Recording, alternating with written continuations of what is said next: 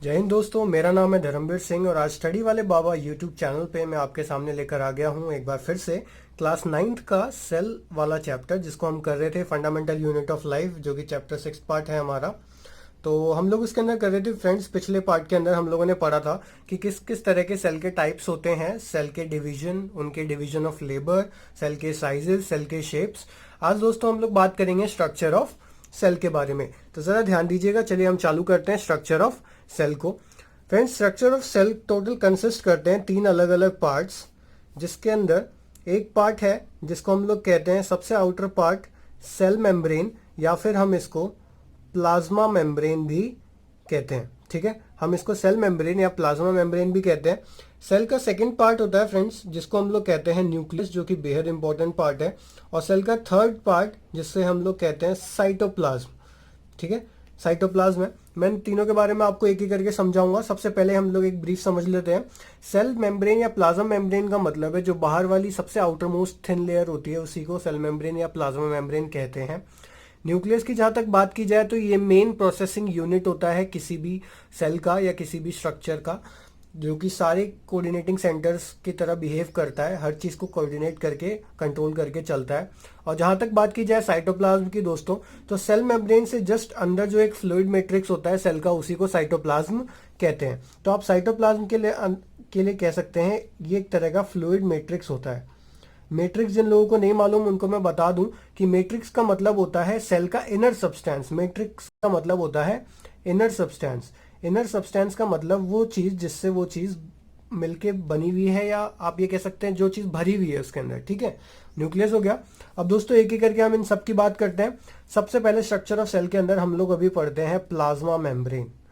ठीक है, हम सब अभी पढ़ते हैं प्लाज्मा मेम्ब्रेन के बारे में। प्लाज्मा मेम्ब्रेन क्या होता है, क्या काम है इसका, फंक्शन कहाँ पाया जाता है, इन सब के बारे में प्लाज्मा मेम्ब्रेन में पढ़ते हैं। तो दोस्तों देखिएगा, सबसे पहले प्लाज्मा मेम्ब्रेन में आपको मैं बताना चाहूंगा ये होता क्या है। It is a outer membrane. ये एक तरह का आउटर मेम्ब्रेन है, सबसे बाहर होता है, outer membrane of the cell. Inside it lies cytoplasm. इसके जस्ट अंदर क्या होता है, साइटोप्लाज्म होता है, सबसे बाहर की लेयर है और जस्ट इसके अंदर साइटोप्लाज्म भरा हुआ होता है। इसी को सेल मेम्ब्रेन या प्लाज्मा मेम्ब्रेन कहते हैं। बात समझ में आ गई होगी। इसकी प्रॉपर्टीज के बारे में बात करें अगर हम, तो प्लाज्मा मेम्ब्रेन एक तरह का लिविंग पार्ट है, थिन है, बहुत पतला होता है, इलास्टिक है। इसका मतलब अपने आप शेप और अपनी पोजीशन, शेप और स्ट्रक्चर चेंज कर सकता है। और इसके अलावा ये एक तरह का सिलेक्टिवली परमिएबल मेम्ब्रेन भी कहलाता है। क्या कहलाता है, सिलेक्टिवली परमेबल मेम्ब्रेन। तो फ्रेंड्स, जैसा कि आपने छोटी क्लासेस में पढ़ा होगा, सिलेक्टिवली परमेबल का मतलब जैसा कि इसका नाम कह रहा है सिलेक्टिवली का मतलब ये है कि सिलेक्टेड चीजें। परमेबल का मतलब होता है परमिट, और मेम्ब्रेन का मतलब हम जानते हैं एक मेम्ब्रेन।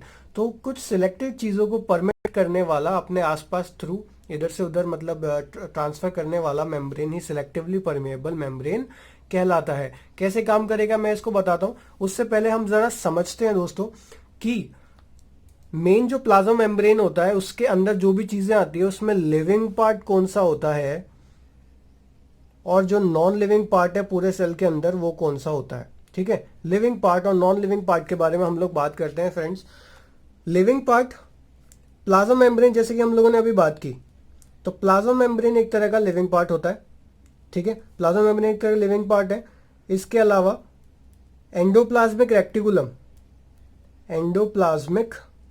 रेक्टिकुलम ये एक तरह का लिविंग पार्ट है। ठीक है, माइटोकॉन्ड्रिया लिविंग पार्ट है। गोल्जी अपैरेटस या गोल्जी कॉम्प्लेक्स भी कह सकते हैं, ये एक तरह का लिविंग पार्ट है। इसके अलावा राइबोसोम्स लिविंग पार्ट है। मोस्टली जितने भी सेल ऑर्गेनेल्स हैं, एक दो को छोड़ के, वो सारे लिविंग पार्ट के अंदर आ जाएंगे। आप लाइजोसोम्स भी कह सकते हैं, लाइजोसोम्स भी लिविंग पार्ट है। सेंट्रियोल्स हम लोग पढ़ेंगे, ये एनिमल्स के अंदर पाए जाते हैं स्पेशली, तो सेंट्रियोल्स एनिमल्स ये भी लिविंग पार्ट है। प्लास्टिड्स की अगर हम लोग बात करें फ्रेंड्स, प्लास्टिड्स जो कि प्लांट्स के अंदर स्पेसिफिकली पाए जाते हैं। और अल्टीमेटली न्यूक्लियस सब में ही पाए जाते हैं, सारे यूकैरियोटिक ऑर्गेनिजम्स के अंदर, प्रोकैरियोटिक में भी कुछ में होते हैं। तो ये सारे लिविंग पार्ट्स हैं। नॉन लिविंग पार्ट की अगर हम बात करें तो आप सोच रहे होंगे सारे तो इसमें आ गए, तो नॉन लिविंग में क्या बचा? नॉन लिविंग के अंदर बच गया फ्रेंड्स सेल वॉल, मतलब सेल की वॉल जो बाहरी लेयर होती है, जिसको हम लोग प्लाज्मा मेम्ब्रेन के बाद पढ़ेंगे। सेल वॉल एक नॉन लिविंग पार्ट है। और इसके अलावा वैक्यूल्स, वैक्यूल्स क्या होते हैं इसके बारे में भी हम लोग पढ़ेंगे जब हम लोग सारे सेल ऑर्गेनेल्स के बारे में पढ़ेंगे। अभी के लिए आप बस ये जान लीजिए कि स्टोरेज के काम आता है, किसी भी चीज़ को स्टोर करने के लिए वैक्यूल्स काम आता है। ये एक तरह के पाउच या बैग लाइक स्ट्रक्चर्स होते हैं। समझ में आ गई बात? तो ये सारे लिविंग पार्ट्स और ये सारे नॉन लिविंग पार्ट्स होते हैं। समझ में आ गई बात? ठीक है, अब आगे बढ़ते हैं, जरा कुछ स्टार्ट करते हैं प्लाज्मा मेम्ब्रेन को। प्लाज्मा मेम्ब्रेन का स्ट्रक्चर की बात करें अगर फ्रेंड्स हम लोग, तो प्लाज्मा मेम्ब्रेन बनता है अलग अलग पार्ट से। जैसे कि प्लाज्मा मेम्ब्रेन बनता है फॉस्फोलिपिड से। किससे? फॉस्फोलिपिड्स। जैसा कि जैसे कि इसके नाम में दो वर्ड्स हैं। फॉस्फो मतलब फॉस्फोरस ग्रुप्स, फॉस्फोरस के ग्रुप्स, ठीक है। और लिपिड्स का मतलब होता है, हम जानते हैं लिपिड्स का मतलब लिपिड्स या फैट्स आप लोग कह सकते हैं इसके, ठीक है। प्रोटीन से बनता है। इसके अलावा प्लाज्मा मेम्ब्रेन कोलेस्ट्रॉल से भी बन सकता है, कोलेस्ट्रॉल भी होता है उसके अंदर। इसके अलावा अलग अलग तरह की इसके अंदर शुगर्स भी होती है। समझ में आ गई बात? प्रोटीन्स, कोलेस्ट्रॉल, शुगर्स भी इसके अंदर होते हैं। पर फॉस्फोलिपिड की जहां तक बात की जाए तो सबसे ज्यादा पार्ट इसी से होता है। पूरा का पूरा प्लाज्मा मेम्ब्रेन जो है हमारा या किसी भी सेल का, mostly 75% of plasma membrane are made up by phospholipids. ठीक है, ये याद रखने वाली बात है, सबसे ज्यादा इंपॉर्टेंट है। एक और खास बात, प्लाज्मा मेम्ब्रेन के अगर हम लोग फंक्शंस की बात करें, अब फाइनली आ जाते हैं फ्रेंड्स हम लोग इसके फंक्शंस पे। ये क्या क्या फंक्शन परफॉर्म करता है? प्लाज्मा मेम्ब्रेन हेल्प्स इन, सबसे पहली बात, helps in endocytosis. Helps in endocytosis. Endocytosis क्या होता है जरा समझिएगा। एंडो का मतलब होता है इनर, ठीक है, और साइटोसिस वर्ड आता है साइटोप्लाज्म के लिए, साइटोप्लाज्म के लिए। इसका मतलब खाने का ऐसा तरीका जिसके अंदर खाने को डायरेक्ट निगल लिया जाए। आप ये कह सकते हैं खाने को एंगल्फ कर लिया जाए, खाने को एंगल्फ करना। सेल्फ ईटिंग या फिर self engulfing of food, food को निगल लेना या अपने अंदर ले लेना एंडोसाइटोसिस कहलाता है। अपने सेल के अंदर ले लेना एंडोसाइटोसिस कहलाता है। तो एंडोसाइटोसिस में भी प्लाज्मा मेम्ब्रेन ही मदद करता है। कैसे करेगा मदद एंडोसाइटोसिस? अमीबा हम लोग जानते हैं, अमीबा का कोई एक फिक्स स्ट्रक्चर नहीं होता। अमीबा के पास जैसे ही कोई भी, जैसे कि मैं बताता हूँ, यहाँ पे कोई अमीबा है, ठीक है, इसके पास जैसे ही कोई फूड पार्टिकल्स आएगा वैसे ही अपने प्लाज्मा मेम्ब्रेन को कुछ इस तरीके से ऑर्गेनाइज कर लेगा और फूड पार्टिकल्स को अल्टीमेटली अपने अंदर ले लेगा। समझ में आ रही है बात? तो इसको एंगल्फिंग कहते हैं। इसने पूरा का पूरा फूड पार्टिकल्स अपने अंदर ले लिया तो इसको एंगल्फिंग कहते हैं। खुद ही पूरा का पूरा ले लिया अपने अंदर, ठीक है। अब देखिए आगे बढ़ते हैं हम लोग अगले इसके फंक्शन की तरफ। दूसरा फंक्शन है प्लाज्मा मेम्ब्रेन का, क्योंकि ये एक तरह का सिलेक्टिव परमिएबल मेम्ब्रेन की तरह काम करता है। सिलेक्टिव परमिएबल मेम्ब्रेन, तो मैंने बताया था कुछ सिलेक्टेड चीजों को ये अंदर ले जाएगा। सिलेक्टिव परमिएबल मेम्ब्रेन का मतलब होता है फ्रेंड्स कि जैसे कि ये कुछ यूजफुल सब्सटेंसेस को इनटेक करने में काम आएगा, मतलब जो काम की चीजें हैं उसको अंदर लेने में। इसके अलावा आप ये कह सकते हैं कि जो इंपॉर्टेंट इंग्रेडिएंट्स हैं, इंपॉर्टेंट सब्सटेंस हैं, उसको अंदर ही रखने में। तो आप ये कह सकते हैं इंपॉर्टेंट सब्सटेंस को रिमेन इनसाइड, अंदर ही रखने के काम भी आता है ताकि वो बाहर ना निकल जाए। और दूसरा तीसरा इसका सबसे इंपॉर्टेंट खास बात, वेस्ट मटेरियल्स का रिमूवल। वेस्ट का रिमूवल भी सिलेक्टिवली परमेबल मेम्ब्रेन ही करता है। तो कुल मिला के सिलेक्टिवली परमेबल मेम्ब्रेन है कौन सा? Plasma membrane. ये सिलेक्टिवली परमेबल मेम्ब्रेन की तरह काम कर रहा है। इसका मतलब ये फंक्शंस भी इसके फंक्शंस में आ गए। बात समझ में आ गई होगी आप लोगों को। एक थर्ड बहुत ही बेसिक और मोस्ट इंपॉर्टेंट फंक्शन ये कि पूरा का पूरा जो मूवमेंट होता है, वो सारा का सारा मूवमेंट जो टेक्स प्लेस होता है वो दो तरह के अलग अलग मेथड से होता है, और जिनको हम लोग कहते हैं, एक है डिफ्यूजन, एक है डिफ्यूजन और एक है जिसको हम लोग कहते हैं ऑस्मोसिस। ठीक है, एक है डिफ्यूजन और एक है ऑस्मोसिस। दोस्तों ज़रा ध्यान दीजिएगा, diffusion and osmosis are the most important topics, आपके आज बहुत ज़्यादा काम आएंगे ये। ज़रा समझिएगा डिफ्यूजन और ऑस्मोसिस होते क्या हैं। एक्चुअली दोनों का काम एक ही है, आपको ये एक जैसे लगेंगे पर है दरअसल ये डिफरेंट। ज़रा ध्यान दीजिएगा, diffusion is a spontaneous movement of particles या फिर molecules from high concentration to low concentration. समझ में आ गई बात? आप लोग याद करिए, हम लोगों ने फर्स्ट चैप्टर के अंदर भी जो मैटर इन आवर सराउंडिंग्स वाला पार्ट था उसके अंदर भी हम लोगों ने डिफ्यूजन की बात की थी। ये सेम वही डिफ्यूजन है। डिफ्यूजन एक तरह का स्पॉन्टेनियस मूवमेंट है। स्पॉन्टेनियस का मतलब अपने आप होता है, जिसपे हम लोगों का कोई भी पकड़ नहीं है, आप ये कह सकते हैं। ठीक है, बात समझ में आ गई? तो सेम यहाँ पे भी वही है, स्पॉन्टेनियस मूवमेंट जिसपे हमारा कोई कंट्रोल नहीं है। ऐसा स्पॉन्टेनियस मूवमेंट जिसके अंदर मॉलिक्यूल्स जो है अपने हाई कंसंट्रेशन से लो कंसंट्रेशन, मतलब जहां पे ज्यादा उनकी अमाउंट है, ज्यादा अमाउंट से कम अमाउंट तक जाना, अपने आप ही पहुंच जाना, ठीक है, उसी को डिफ्यूजन कहते हैं। तो ये हो गया डिफ्यूजन। ऑस्मोसिस की जहां तक बात की जाए फ्रेंड्स, इसके अंदर भी यही होता है, एक मॉलिक्यूल्स का ट्रांसफर,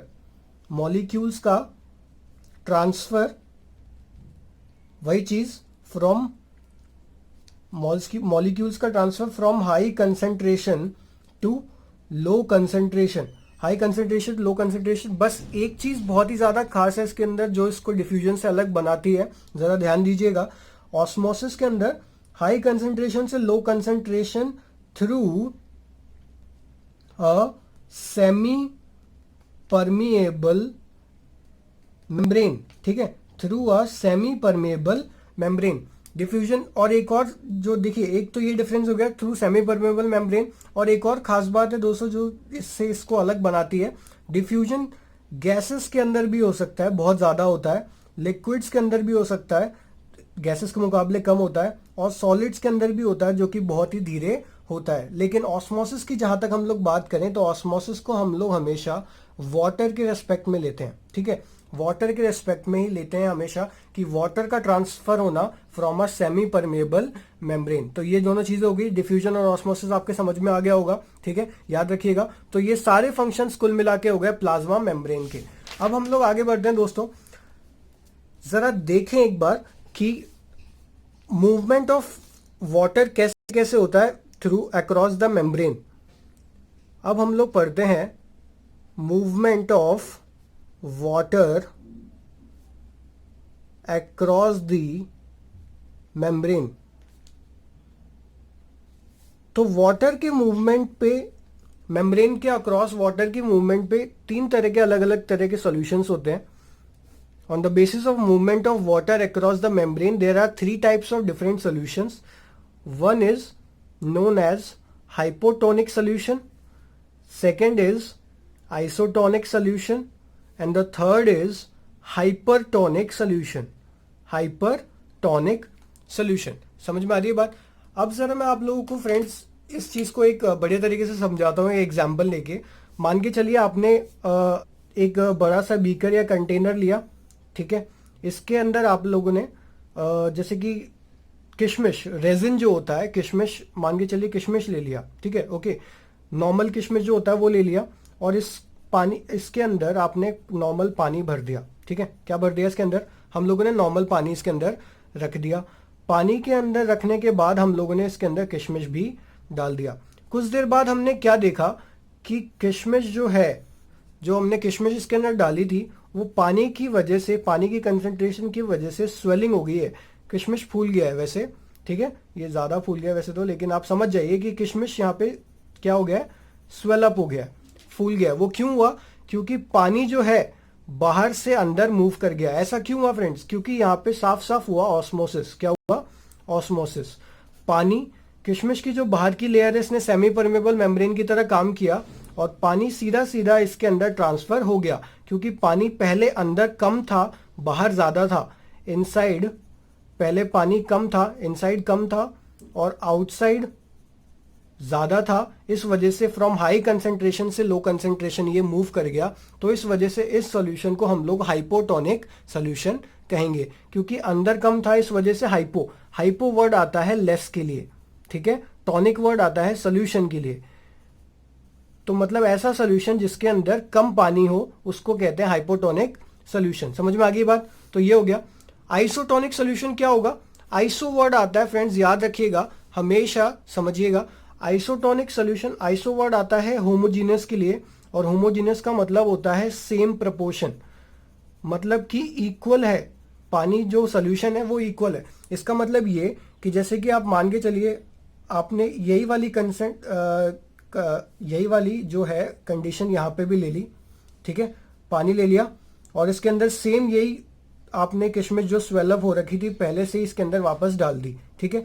अब जब आपने इस पानी के अंदर, ये रहा पानी और ये रहा स्वेल्ड अप वाला रेजिन, स्वेल्ड रेजिन, ठीक है। तो अब आप देखेंगे इसके अंदर ना तो पानी यहां से यहां जाएगा, ना तो पानी अंदर से बाहर जाएगा, ना पानी बाहर से अंदर आएगा। ऐसा क्यों हो रहा है? ऐसा इसलिए हो रहा है क्योंकि खास बात यहाँ पे ये है कि हमें ऐसा लगेगा कि पानी ना अंदर से बाहर जा रहा है ना बाहर से अंदर आ रहा है, पर एक्चुअली जितना वो अंदर से बाहर जा रहा है वो उतना ही बाहर से अंदर भी आ रहा है, इक्वल अमाउंट में। लेकिन ये हमेशा इक्विलिब्रियम में रह रहा है। किसमें? इक्विलिब्रियम में रह रहा है। इक्विलिब्रियम का मतलब है दोस्तों कि हमेशा इक्वल प्रोपोर्शन में रह रहा है, पानी जितना बाहर है उतना ही अंदर है, इस वजह से मूवमेंट बराबर हो रहा है। सेम मूवमेंट, या फिर आप कह सकते हैं इक्वल प्रोपोर्शन के अंदर मूवमेंट पानी का हो रहा है। समझ में आ रही है बात? Through semi permeable membrane. तो इस तरह के सॉल्यूशन को आइसोटोनिक सॉल्यूशन कह देंगे, ठीक है। अब बात आई हाइपरटोनिक की। अब आपको समझ में आ गया होगा, एक कंडीशन है ऐसी जिसके अंदर पानी कम है बाहर ज्यादा है, एक कंडीशन ऐसी थी जिसके अंदर बराबर है। तो अब एक ऐसी कंडीशन आएगी जिसके अंदर हम लोग देखेंगे कि पानी किशमिश के अंदर ज्यादा है बजाय बाहर के। ऐसा कैसे हुआ? जरा देखिएगा। मान के चलिए हमने वही कंटेनर लिया, इस बार हमने पानी के साथ नमक मिला दिया, H2O प्लस NaCl, पानी के साथ नमक मिला दिया जिसके अंदर पानी कम है लेकिन नमक का अमाउंट ज्यादा है, ठीक है। तो इसका मतलब इसमें पानी कम हो गया, नमक का अमाउंट ज्यादा हो गया, और इसके अंदर यही फूला हुआ रेजिन किशमिश वापस रख दिया हमने। और इसके अंदर क्या कंडीशन है? इसके अंदर पानी बाहर के मुकाबले ज्यादा है। समझ में आ रही है बात? तो इसका मतलब क्या होगा? कुछ देर बाद जब हम लोग आके इसको देखेंगे तो हम ये देखेंगे कि जो पूरा का पूरा रेजिन जो किशमिश थी हमारी वो वापस से सिकुड़ गई है, एकदम पतली हो गई है। ऐसा क्यों हुआ दोस्तों?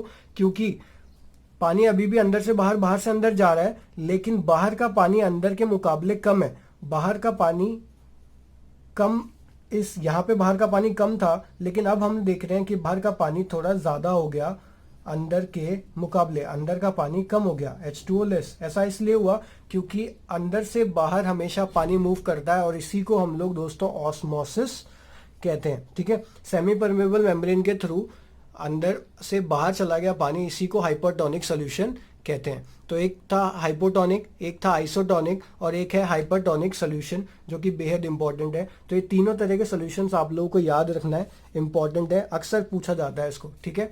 हाइपोटोनिक सॉल्यूशन के अंदर बाहर से पानी अंदर आया, दैट इज वाई इसको एक नाम से जानते हैं हम लोग, इसको कहते हैं एंडोसाइटोसिस। क्या कहते हैं? एंडोसाइटोसिस। बाहर से अंदर आया, एंडो मतलब अंदर, साइटोसिस मतलब सेल के अंदर या साइटोप्लाज्म के अंदर। हाइपोटोनिक सॉल्यूशन के अंदर अंदर से पानी बाहर गया, तो इसलिए हम लोग वर्ड इस्तेमाल करते हैं यहाँ पे एक्सोसाइटोसिस, ठीक है। एक्सो मतलब बाहर, साइटोसिस मतलब साइटोप्लाज्म के अंदर, ठीक है। तो ये वर्ड्स याद रखिएगा, ये इंपॉर्टेंट टॉपिक है, इसको भी याद रखिएगा। तब तक के लिए हम लोग अगले चैप्टर के अंदर पढ़ेंगे, इसी चैप्टर में अगला टॉपिक पढ़ेंगे। तब तक के लिए गुड बाय, जय हिंद।